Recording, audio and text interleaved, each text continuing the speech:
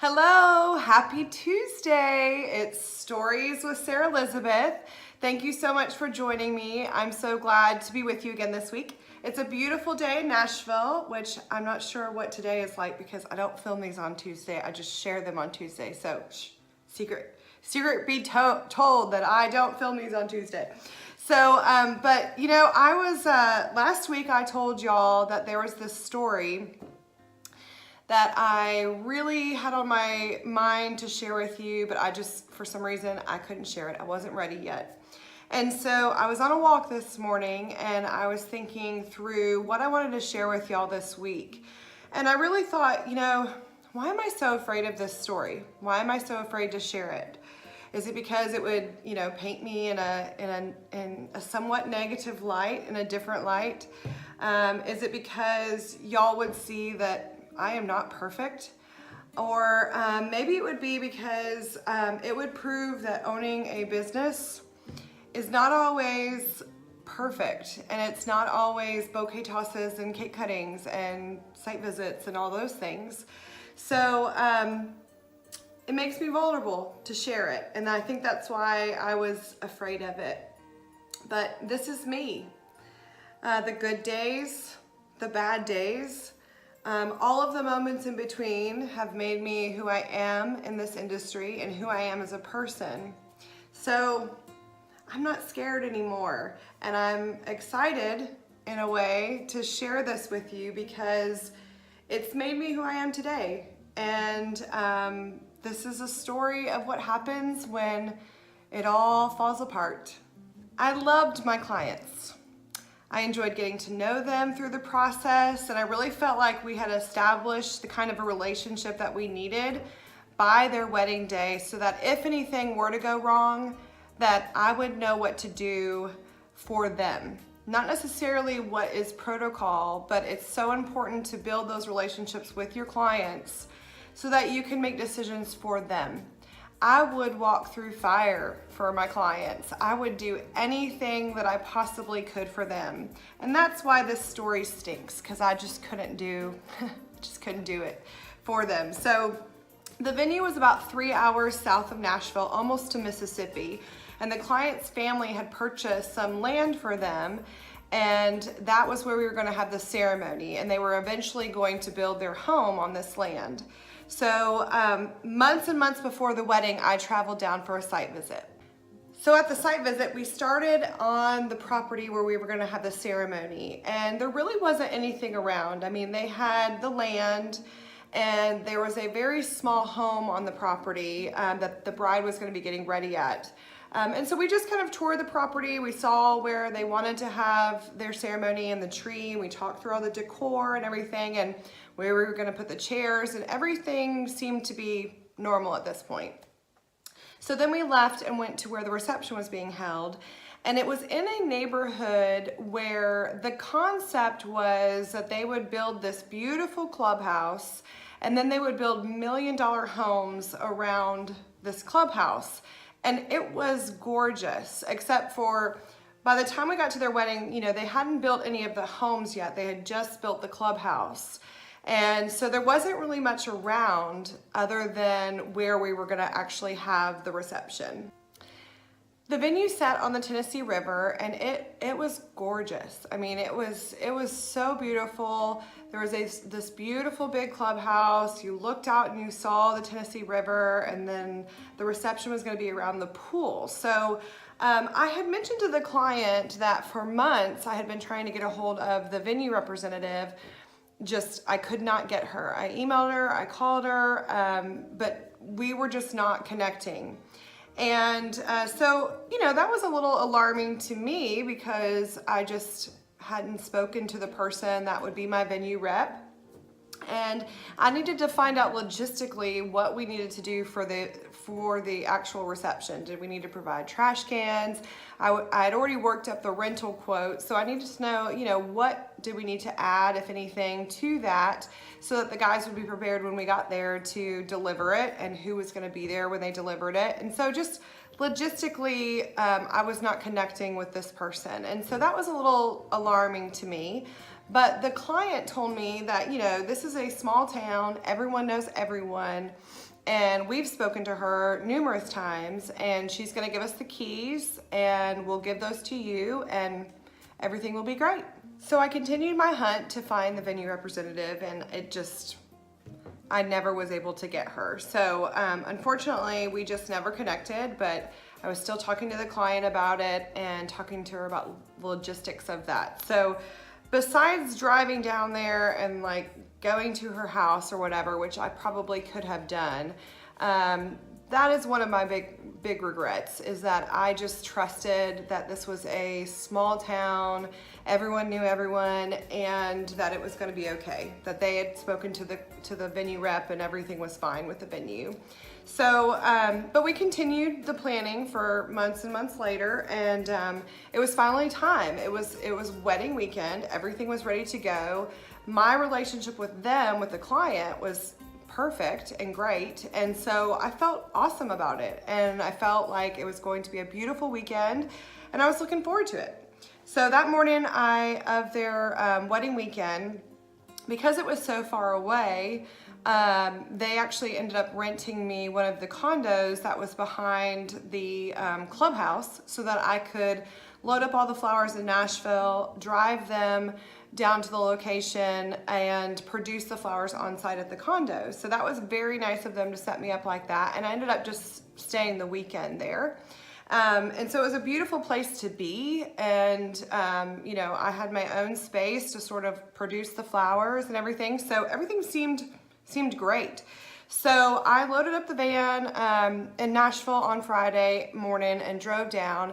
And I remember talking to the client while I was driving, and I just said, we were kind of just going through everything last minute and just saying, okay, let's just make sure we've got everything mentally ready to go. Everything's prepped. My team was coming down a little later that afternoon to meet me and to help me produce through the night and into the next day.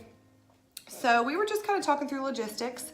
And I said, there is one piece that's been missing that I still don't have figured out, is who is the venue rep?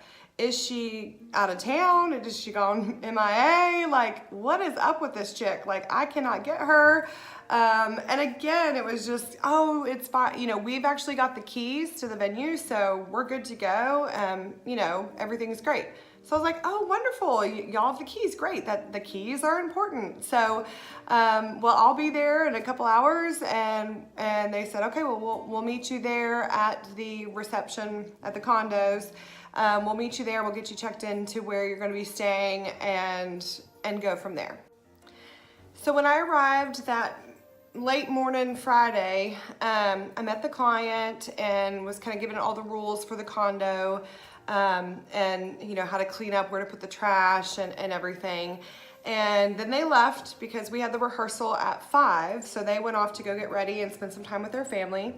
And so I had a little bit of time to kind of walk around the property again, kind of get my bearings and figure out where they were getting farm tables. And so I figured out kind of where everything was going to go around the pool and everything, just again to double check so that I would be prepared for the guys the next morning that were driving the rentals down from Nashville.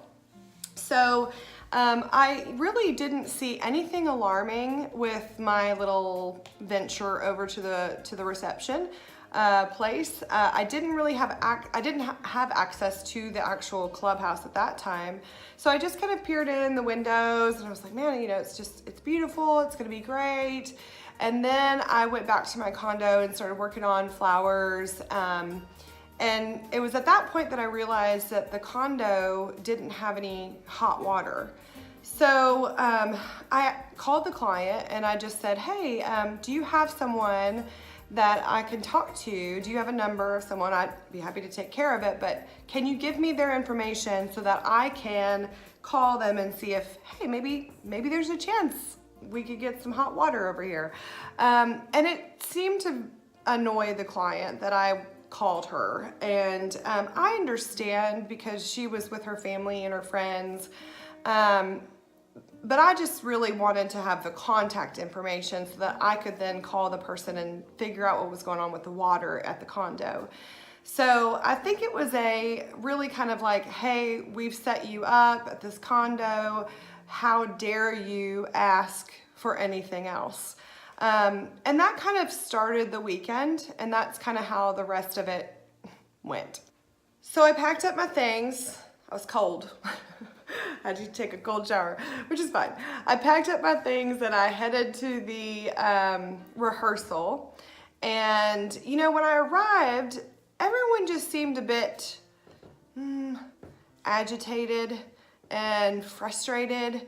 I don't really even know why they were frustrated. I just think they were just irritated with something or other. So I immediately sensed this. You know, typically when you walk in and it's the rehearsal and we're just like, yay, it's your rehearsal. This is so much fun. Yay. It was more like everyone was just suspicious. And they were a little annoyed with me because I had to ask about the hot water. And so, you know, I always say, and I always tell people, when you start to lose your clients, and if y'all do this for a living, you know what I'm talking about. It's the moment where you know, like, nothing you say, nothing you can do is gonna make them better. It is an uphill battle from that point forward. So I try very hard to avoid that at all costs. But when things like this happen and you do start to kind of lose people, it's hard to get them back, and it seems like things just start happening. So we started the rehearsal, and you know, we had the chairs out for the rehearsal, and immediately the family started telling me about how I didn't order enough chairs. Well, I ordered the amount of chairs that we had RSVPs for, but I was, you know, they were saying, you have never done a wedding here in this small town, and so you don't know how this town goes. Everyone and their mother is going to come, and we need more chairs. So I said, I think we'll be okay. I mean, we have a solid RSVP. We know how many people are coming, and 20 of the people will be standing in the bridal party. So I think, you know, we're gonna be okay. I still just tried to like make them feel comfortable with whatever I was saying.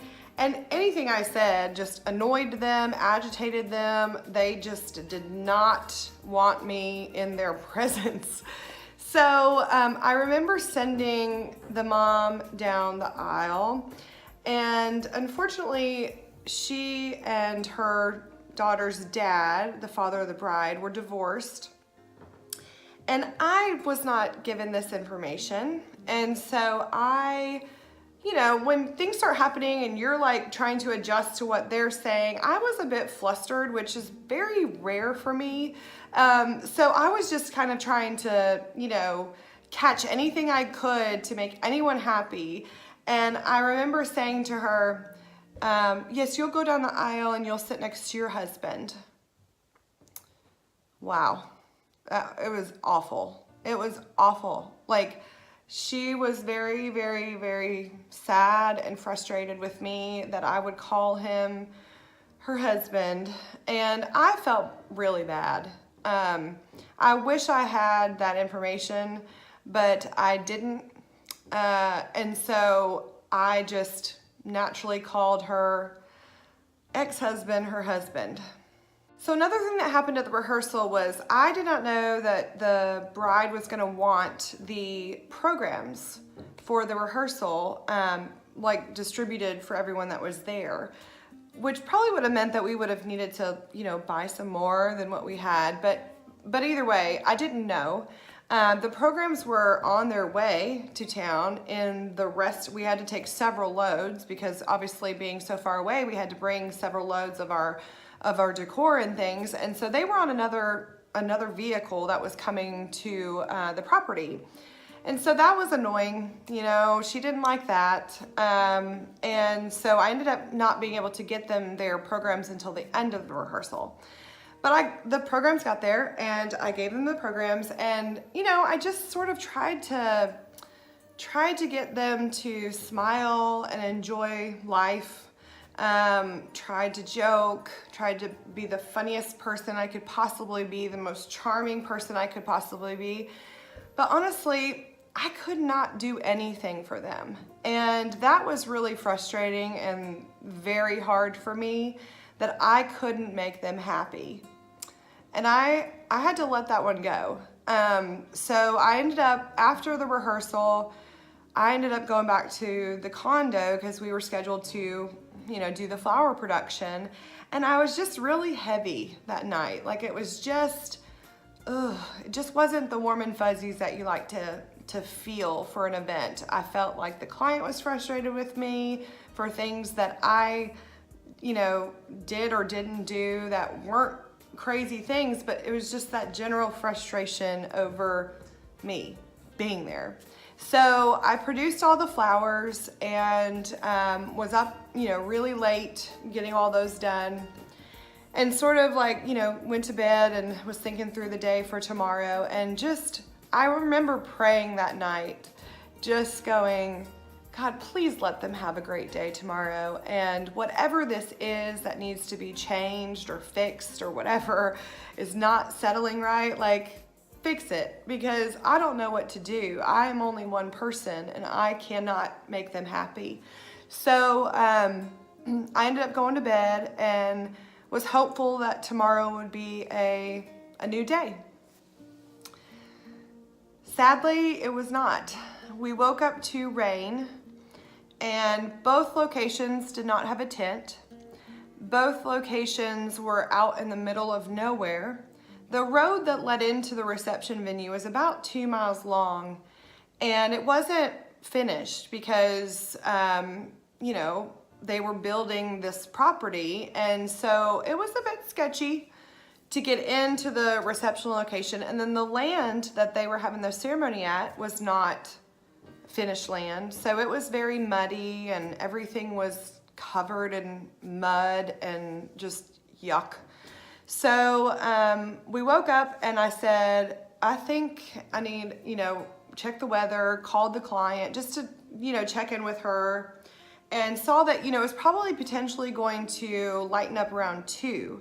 Well, the ceremony was at about 4, I believe, so there wasn't much time. Like, we could not set anything up for the reception until 2, when we knew that it wasn't going to rain on the decor anymore. So there was no plan B in regards to the weather situation, which was frustrating because we were in the middle of nowhere. We were in a little town and rain was not anywhere in the forecast.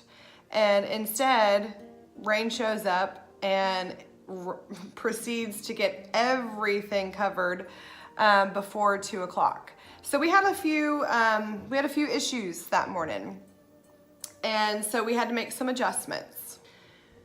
So the worst part about the weekend was that the venue rep that I had been trying to get a hold of for months and months and months and months, I found out why I couldn't get a hold of her.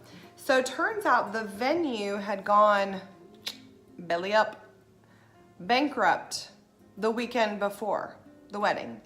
So people that those kind of things happen to, or, they can get frustrated. It's like if you buy a house that, that they had to foreclose on, and you go in and the pictures are beautiful, but when you go in, the walls are all messed up and everything. Well, they had gone in and they had demolished the venue. And so I did not see this until very early in the morning.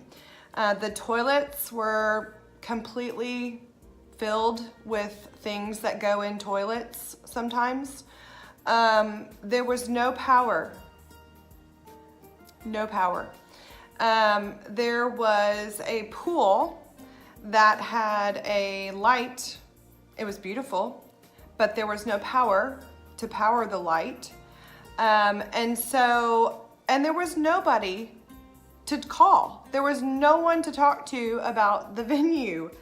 And so I finally, I had to reach out to the client that Saturday morning, and I had to say, hey, the place is a wreck. I mean, there were trash cans full of beer cans and just general trash, and the bathrooms had stuff all in them. I could tell y'all some really crazy stories about that, but it was just gross. It was nasty. And so that morning was spent with me cleaning the entire reception space and trying to reach out to anyone that could come and look at the power situation.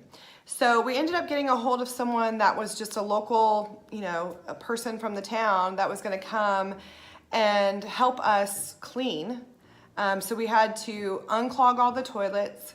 We had to clean up stuff in the bathrooms. We had to clean up all of the trash that was in the clubhouse and around the pool. They had come in and demolished the place. And so we were left with nothing. We were left with an impossible situation to make right. So, but we did, I did my best to try to clean it up and to try and do this. Meanwhile, while it's raining, it was just like lose-lose. So after I spent the morning cleaning the venue, cleaning out the toilets, trying to be an electrician, because that had to be on my list of things to do that day, was to try and figure out how to rewire an entire venue. I had to get to the ceremony because the ceremony was in just a few short hours, and I had to get there with the bouquets and everything, and also just to be there to run the ceremony. So I left my team at the reception. Literally, I think my words were, just get it done. And I will never forget looking at them just like, I am very sorry about this, but this has to happen for the client. And so we are hightailing it. We are just running crazy, trying to figure out solutions to everything. No power for the band, no power for the caterer, no power for any of the lights that we had in a place that has nothing around it. So there is no light on the buildings. There are no lights in the trees. There is no light. The only light were the lights that I had brought. So none of that could be powered. We had no power, no generator, no one was available to get a hold of anyone. So we headed to the ceremony, and I remember saying something to the bride like, I have no idea, no clue what the reception is gonna look like. It's the only time in my entire career that I had to look at someone and say, I don't know. I have no idea what it's gonna look like. It's very muddy. There's mud everywhere. There's water everywhere, and there's no power. What do you do with that? So, but let's go down the aisle. Let's get married. So everyone was just sad. It was just a sad day. And so we sent them down the aisle. I did not this time tell the mom to go sit with her husband. I just told her to go down the aisle. And then the bride went down and everything. And one really super cool thing that actually did work out well that day was after they were married, they had huge firework display, which was awesome. And that was amazing and great and wonderful. And so really, truly, when the ceremony was over, the clients, to me, seemed happy. They seemed like they were enjoying their day. They were married, and they knew the situation that had happened at the reception, and they knew the backstory behind who had damaged it, and the condition that it was left in. So I felt like, okay, they understand, they are happy, they just got married, and so we're gonna be off to a great reception soon. Y'all, I don't even know how this is gonna happen, but we're gonna be off here very shortly. So when I left them, they seemed to be in good spirits. And I'll never forget the drive back to the reception. I had no clue what I was gonna walk into. I hadn't seen any pictures. I didn't know if the person had come and gotten us power. So we had one power source. We ended up with one, and everyone had to share it. And so we got all the lights hung, we got everything, going. And so I was getting that message while I was on my way back to the reception that this was done, this was done, this was done, this was done. So I was feeling pretty good, and until I arrived to the reception. So when I got there, you know, I had to quickly kind of assess the situation. There was a band that needed a lot of power. There was a pool that needed to be lit. There was light. There were lights. There was a carving station. So there was a great need of power, and I knew we did not have enough power. So I had to quickly kind of let people know that were there at the vendors that we were going to be taking turns on the power. We were not going to be using the power until we needed to use the power. And you got to use the power for 10 minutes, and you got to use the power for 10 minutes, and we just had to keep rotating. Well, the pool was like the prettiest part about the venue. I mean, minus the Tennessee River was gorgeous, but the pool was kind of like the draw to the location, and the light that was in the pool. Well, we ended up having to go like break into this, you know, this area that they had all the pool equipment in, because in that area there was a switch, and that switch controlled the light. And so you turned on the switch, the light turned on, and it only stayed on for 10 minutes.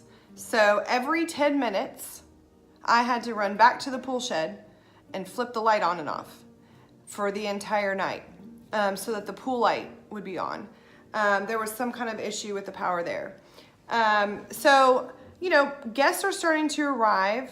At this point, it's light outside, so I'm not worried about the light situation at this moment right now, because it's still light outside. And so the guests are arriving. Everything looks pretty. Everyone's happy. Everyone's doing everything. Somehow we managed to make it work. I have no idea. People are eating. People are drinking. People are having a great time. Like, I can't believe this is actually happening right now. And in 10 minutes, I've got to really start thinking about the light situation. So, you know, bride and groom are on their way. They're in a vintage car. Vintage cars do not go very fast. So this one, you know, it's a 30-minute drive. And so it was a very long drive for them. And so when I finally got them, it was dark.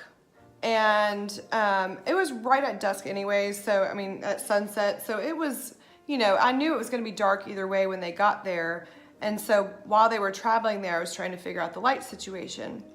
And they arrived, and I opened the door, and they were not happy. They were not happy. They had lots of things to say to me. Everything was my fault.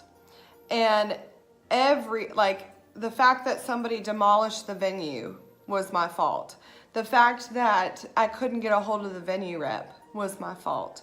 The fact that we had no power was my fault. The fact that the vintage car was vintage was my fault. Everything was my fault. And so I immediately was not feeling very good. It didn't make me feel very good. And so I had a bunch of emergency situations happening where I had to figure out how to get these people some power. And the only thing I could think of was for these people to go to their cars and face the venue and turn their lights on, because we just did not have any light or power. And so they did. And we had power for a little bit, because I remember one time Grandma tripped over the light that should have been on that wasn't on. And that was my fault, you know, Grandma tripped. My fault. So it was upsetting, to say the least, but I was able to get them somewhat enjoying their reception, and the band was great. I was running every 10 minutes to the pool shed, turning on the light. I was tiptoeing around everybody that was there to try and make them happy, and I just couldn't make them happy. So in the end, I mean, we had a reception, and they are married, but it was a holy hot mess, and it was really unfortunate. So this one sat with me for a really long time, to the point where I was still afraid to share it with you all. And one of the reasons why it bothers me so much about this story is because I've shared some stories with you about perspective. Now, things really stink that happened to this client. And I've learned through the years that it doesn't matter what happens. They're going to try, people want to try and find somebody to blame. So a lot of times it falls on the planner, and sometimes it's justified, and sometimes it just is not. And it was just unfair how I was treated, but it was also just a really bad situation that I wish had never happened. But when things like this happen, you got to figure out what you got to do to learn and to grow from it. And so for me, in my business, in my profession, I'm always playing what ifs and wondering, hey, if something happens, what if? But I think more than anything I learned from this experience is that I have to over communicate certain things. I have to say, hey, I'm worried about not being able to reach the venue person. Hey, there's no power because somebody had a party and wrecked the place. And to be able to know that there are some things that are out of my control that I cannot fix. I am not an electrician. I'm a really good planner and I'm a really good florist and designer, but I am not an electrician. I'm also not a plumber. But when when it came down to it, I was expected to be. So I try very hard to make sure that all of my clients are happy. And so this one stuck with me for a really long time because I know that they are not happy. And I know that when they think about their wedding day, I always tell people, you will remember the people that were around you on your wedding day, the vendors. And so pick good ones because, you'll remember those people. You'll remember the people that, did extra things for you. And you may even remember those vendors more than you remember some of the guests that were there. Because these are the people that are on the front lines and they're working for you. And they're the ones that hopefully you've picked good ones that care about it. So I think more than anything, the fact that it didn't go so great is why it's bothered me so much, is because I did care. And I cared greatly about these clients and I wanted them to have a perfect day. But it was not perfect. And I did not have all the answers for them. So that's something that I've had to live with. But I will tell you something, that was just one moment. And sometimes we can get caught up on those moments and not see anything else. Not see the beauty in so many other stories that I have and the relationships that I have for years and years to come with amazing vendors and clients. We can just get locked on those moments, those bad moments. And it was a bad moment, but it was only a moment. And so I am so thankful for all the other moments that have happened in my career that were not like this moment. And I truly do wish my clients the very best in life and in love and in marriage.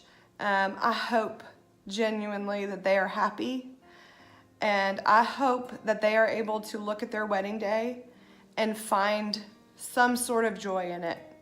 It is a great, crazy, hot mess of a story, and I hope that they've shared it. I hope they've laughed. I hope they're able to laugh now, although I know that they weren't laughing at the time. But I'm genuine about that, is that I really do wish that they have a wonderful, fabulous life. And so that's the story that I was afraid to share. So now you know. I promise you next week, it'll be funny. It won't be heavy. It'll be Sarah, happy Sarah again, where I can laugh and tell you some funny stories. Okay, so next Tuesday, please come back And please hear more of our fun stories that I have for you for Stories with Sarah Lizabeth. Have a wonderful week. I hope you're able to enjoy the day that we have today, and we'll see you next week. Bye.